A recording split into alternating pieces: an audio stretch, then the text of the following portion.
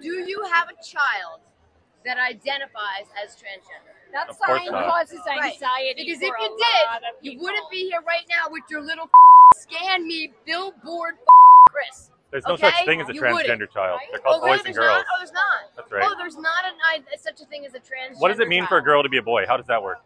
They identify as a different Identify? gender. Why not identify as an elephant? Okay, I'm sorry, but if you had it, do you have any kids at all? I do. I have 2 girls. Well, really quick. Can we get specifics on that? Specifics. What does it mean to be a girl? What does it mean to identify as a girl? Can we get some specifics on that? You know, so look, hey, I'm married to my wife, so I'm a woman married to a woman. That wasn't. But I still identify as a girl. What does it mean to identify as a girl? I don't know. Like, do you like to wear dresses? Do you like to be floral? I mean, I'm a girl. I climbed trees when I was a kid. I was a tomboy.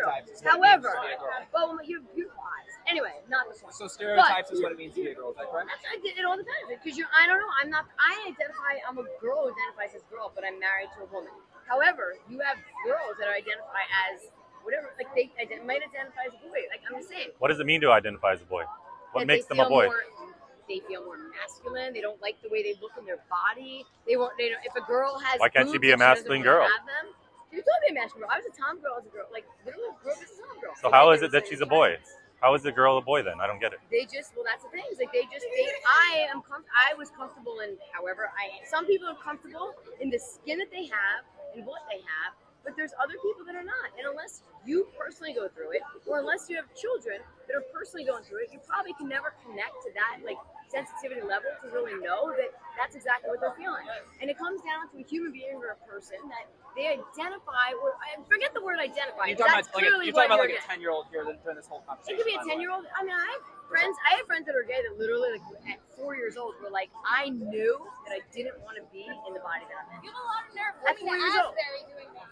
Thank you. That's exactly how this all started. So do you think That's what I said. do you think it's fine that we're sterilizing kids? Why a lot of nerve to come here to Asbury? Why is that? Because you're literally in one of the most gay-friendly, transgender-friendly. What does this have to do with gay? Whatever, regardless, it's the most. You're just. What's it got to do with gay? Because you know why? Because Asbury Park is an extremely accepting place. Okay. Everybody loves everybody here, and right now you guys are not loved. You're not being accepted on this boardwalk. It sounds like it's not very. You have the accepting and loving place, audacity then, of. does it? I'm very gay. Super gay. You just said that this was an accepting place, and then that we're not allowed, so it's obviously not an accepting Because place. we're accepting. Oh, look at all this acceptance right here. Look at all this acceptance. You're saying You guys are condescending. living your true self doesn't mean skipping puberty, taking cross-sex hormones, and making life-altering decisions about your If body. a child, have you watched the documentaries on this stuff? Like, they're literally children have gone to their parents and been like, you know what, Mom, I want to do this. And a parent that's completely and totally supportive of it, I'll let them. Yeah. Chris, what do you think about that? So first of all, you brought up this business about this is a very gay community. Well, all the studies into gender dysphoria show one thing. Before they gave these kids puberty blockers, that more than 80% of the time, kids who had severe and prolonged gender dysphoria from a very young age, Where are your eyes going? What are you this reading? used to affect boys much more than girls. And more than 80% of the time, these kids simply grew out of it, and a majority grew up to be gay.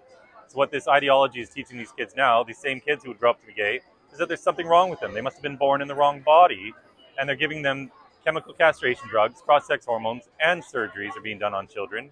This is ruining their lives, and it's ruining the lives of boys who would just grow up to be beautiful gay men. But it's a choice. It's like, I mean, you know what?